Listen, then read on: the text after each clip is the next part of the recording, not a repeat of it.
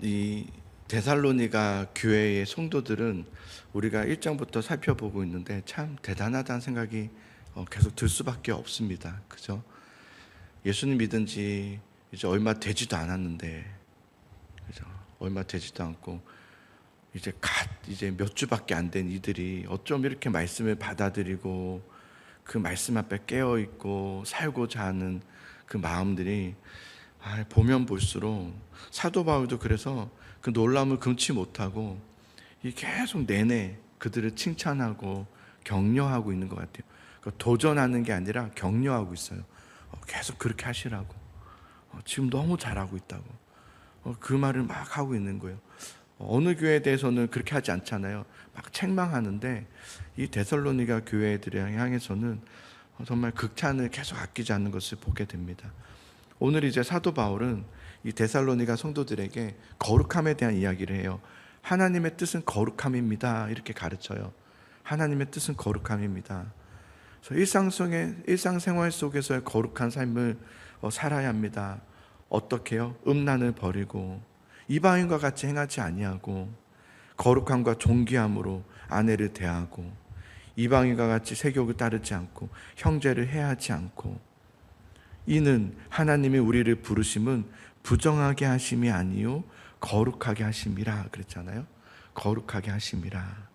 그런데 참 감사한 것은 데살로니가 성도들이 그렇게 하고 있더라는 거예요.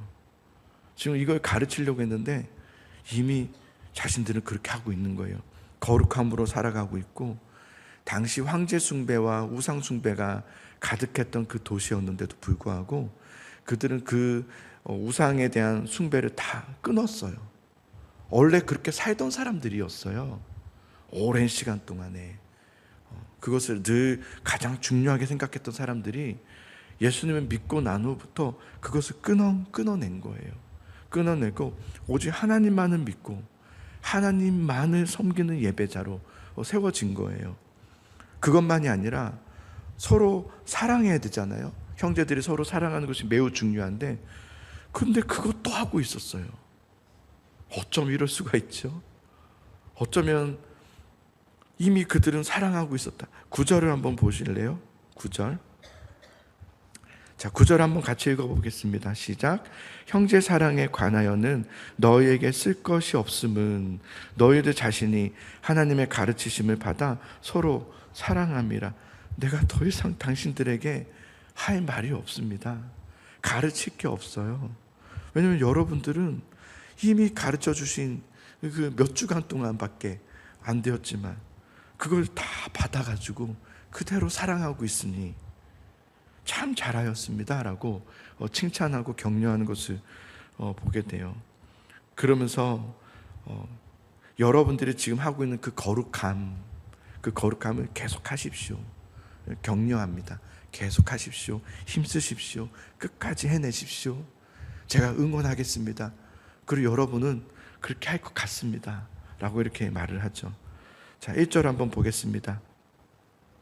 자, 오늘의 1절이죠. 1절 시작. 그러므로 형제들아, 우리가 끝으로 주 예수 안에서 너희에게 구하고 권면하노니 너희가 마땅히 어떻게 행하며 하나님을 기쁘시게 할 수 있는지를 우리에게 배웠으니 곧 너희가 행하는 바라 더욱 많이 힘쓰라. 아멘. 여러분은 배웠습니다. 그런데 이미 여러분은 행하는 바라. 이미 여러분은 행하는 바라. 그러니 지금처럼 더욱 힘쓰십시오 라고 말하는 것을 보게 됩니다. 여러분, 우리는 예수님을 믿고 구원받은 하나님의 자녀들이죠. 그죠? 그런데 구원받았다는 것 그 자체가 자랑이 되어서는 안 돼요. 성경에도 구원받은 그것을 자랑하지 말라고 그랬어요. 왜 그럴까 생각했어요. 그런데 이제 성경을 여기저기 우리가 계속 살펴보고 읽어내면서 조금 정말 그런 것 같아요. 여기저기에서 의문점들이 이렇게 꽤 맞춰져요. 이렇게 마치 그물처럼 이렇게 다 연결되듯이, 그래서 그 말씀하셨구나, 이래서 그 말씀이 이거였구나, 이래서 라는 것들이 막 더 이렇게 확장되는 것 같아요. 구원받은 것 자체가 여러분 맞아요. 자랑이 되어서는 안 돼요. 구원 자체는 자랑이 아니에요. 왜일까요? 우리의 공이 없기 때문이에요. 오직 하나님의 하신 전적인 은혜였기 때문에 그래요. 그래서 그걸 우리는 칭이라고 하잖아요. 하나님께 우리는 그냥 칭함을 받은 거예요. 부르심을 받은 거예요.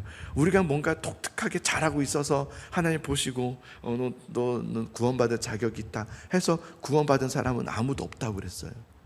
우린 자격 없는 우리들이지만 우리를 부르신 거예요. 근데 하나님께로부터 죄 용서 받았다. 그것이 우리의 신앙의 전부가 되어서도 안 돼요. 우리가 구원받았다. 나는 모든 죄를 다 용서받았다. 이것이 자랑이 되고 이것이 신앙의 전부가 되어서는 안 돼요. 물론 자랑이라는 말에 긍정적인 의미도 있지만 제가 지금 말씀드리는 건 부정적인 의미로 말하는 거예요. 아무것도 하지 않고 그냥 그것만 계속 주구장창 고백하고 있는 거예요. 구원받았다는 것만 생각하면서 나는 구원받았지. 그래도 나는 천국 가지. 나는 죽으면 그래도 하나님 나라에 갈 것 같아. 이런 것만 붙잡고 있는 신앙은 올바른 신앙은 아니에요. 그런 의미로. 물론 우리가 하나님께 주신 은혜를 선포하고 감사하고 긍정적인 의미로 자랑하고 찬양하고 그러나 그것은 맞지만 그러나 그것만 내세우고 있으면 안 돼요. 이제는 이분들은 이제 얼마 안 된 분들이잖아요. 이 데살로니가 성도들은 그들에게 말하는 거 이제 몇 개월 좀 지났거든요. 몇 개월밖에 안 된 예수님을 갓 믿게 된 이분들에게 이분들은 그렇게 살고 있는 거예요. 그 구원의 감격에 빠져 살고 있지 않는 거예요. 단지 나는 구원받았다. 나는 구원받았어. 아니에요. 우리는 그 다음 단계인 구원받은 이후의 삶, 하나님의 부르심, 하나님 나라의 백성으로 부르심 받았잖아요.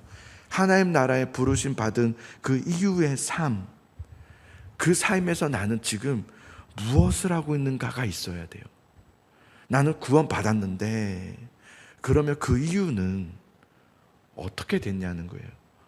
우리는 무엇을 하고 있냐는 거예요. 저 그냥 예배하고 있는데요. 그런 걸 말하면 안 되죠.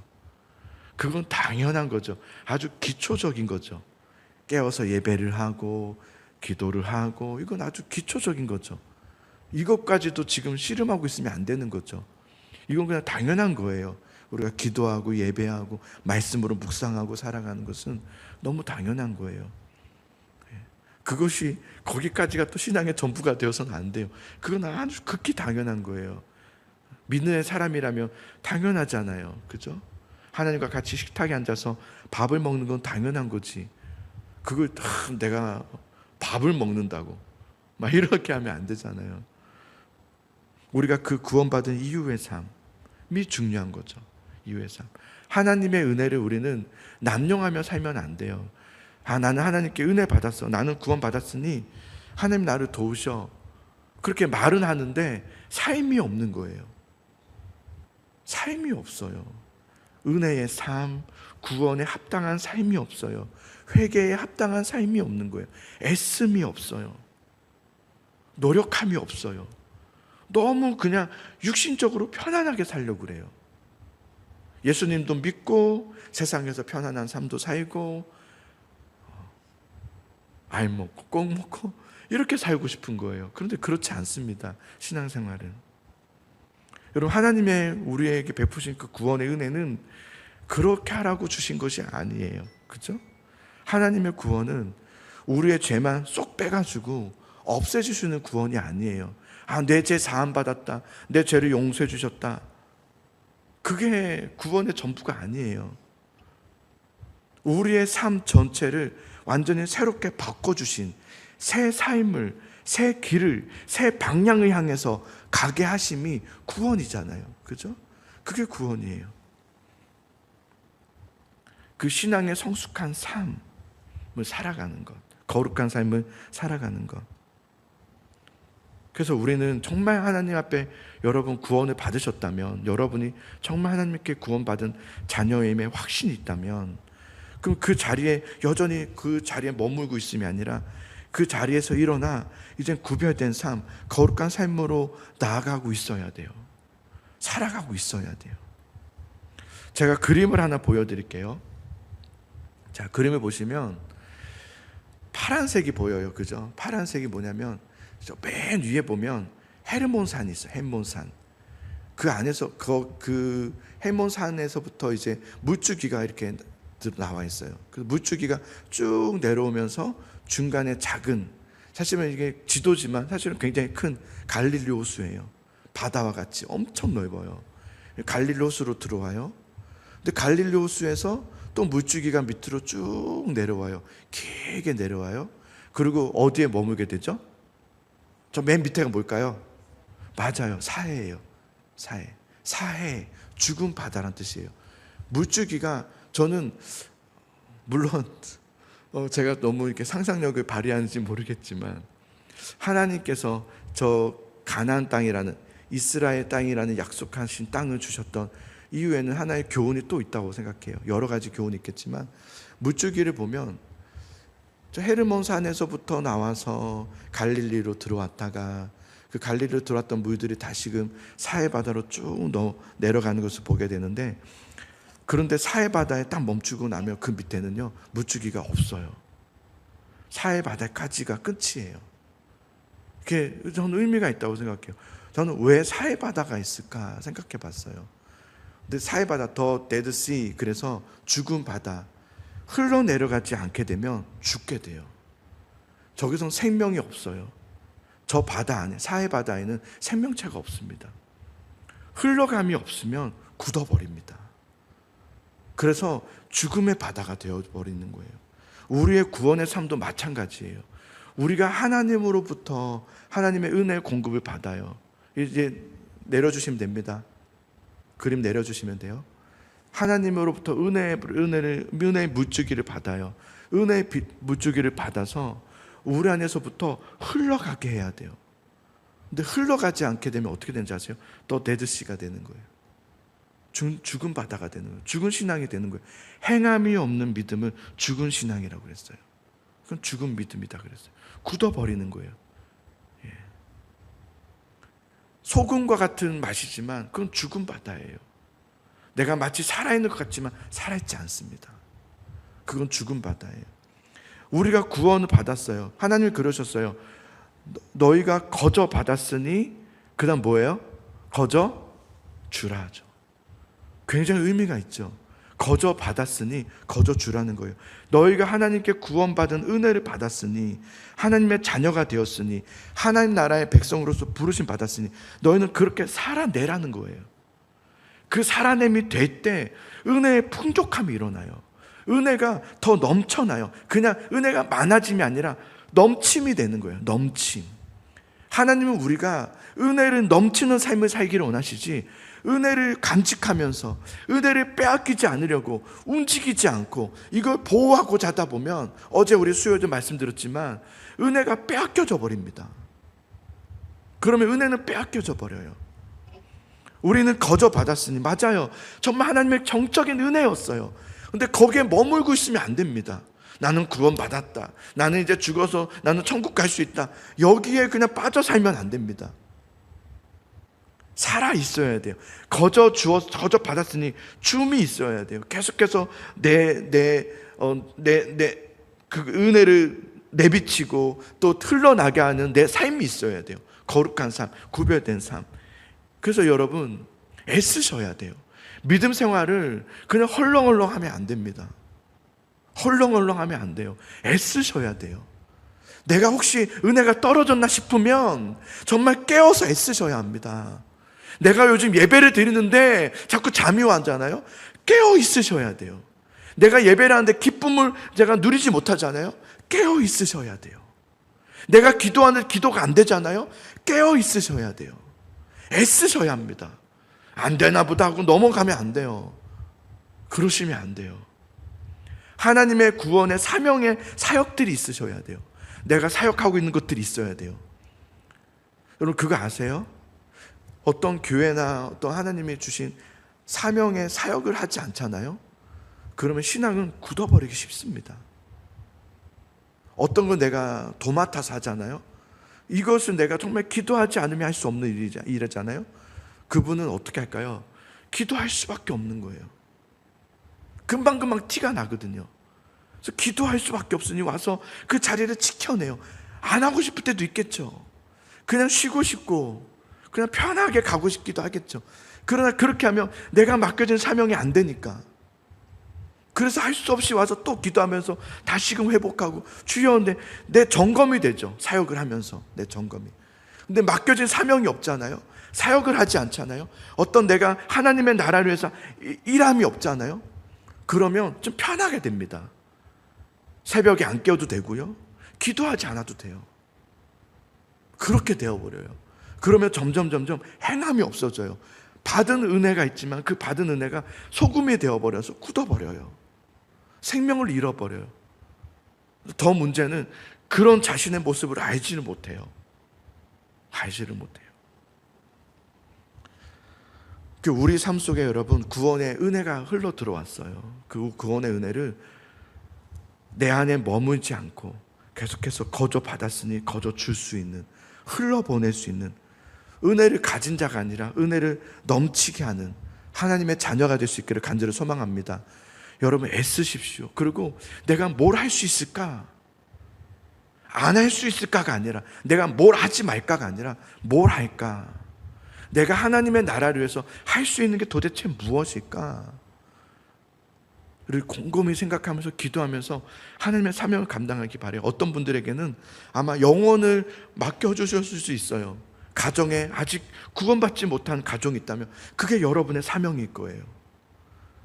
그것을 위해서 정말 애쓰셔야 돼요. 그냥 어떻게 되겠지 하시면 안 돼요. 나의 사명이에요. 나에게 주신 은혜가 있으니 내 믿지 않는 가족들이 있는데 하나님 도와주소서. 내 가족들이 제발 예수님 믿을 수 있도록 도와주소서. 내가 어떻게 하면 되겠습니까? 놓고 사시면 안 됩니다. 붙들면서 사셔야 되고요. 그 삶의 가정에 들어가서 힘들잖아요. 그죠? 그게 얼마나 어렵습니까? 믿지 않는 자녀에게 복음을 얘기한다는 게 얼마나 어렵습니까? 믿지 않는 남편이나 아내에게 복음을 전한다는 게 얼마나 어렵습니까? 그러나 하셔야 되는 거예요. 하셔야 되는 거예요. 제가 어릴 적에 기억이 많아요. 저희 아버지가 교회를 안 다니실 때 저희 어머니가 어릴 적부터 복음을 전하려고 틈만 나면, 저는 아들로서 예수님 믿긴 했지만 좀 안 했으면 좋겠다 싶었어요. 왜냐면 그것만 하면 저희 아버지가 오래 이제 그만해, 그만, 됐어, 알았어, 그만해 이제. 그러니까 막 외식을 가잖아요. 차를 타고 기분 좋게 외식 가면 기분 좋게 가야죠. 그 뒤에 이제 저는, 자녀들은 뒤에 타고 있고 막 뭐 먹을까 하면서 이렇게 막 생각하고 있는데 어머니가 그 찰나의 틈에 여보, 예수님은 살아계셔. 예수님 믿어야 돼. 여보가 아무리 그렇게 해도 예수님이 없이는 살 수 없어. 그만해. 예수님 그만해 이제 좀. 막 이렇게 한단 말이에요.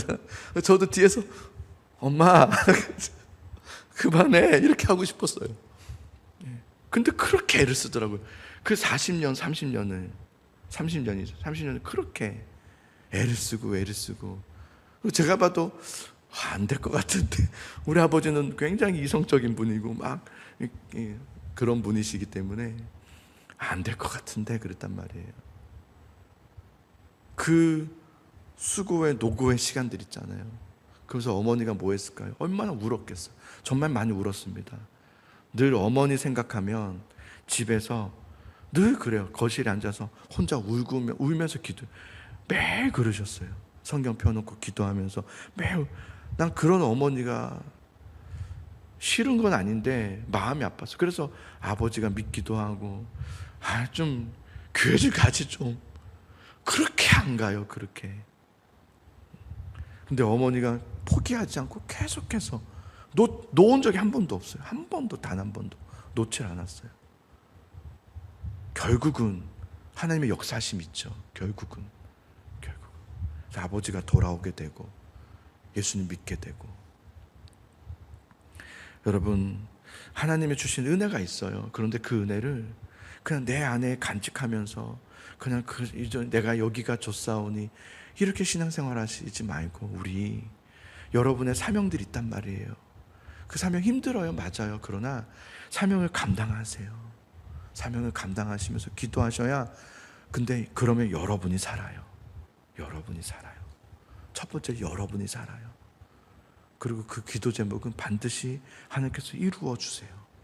그래서 격려해 주세요. 잘했다 하고 격려해 주세요.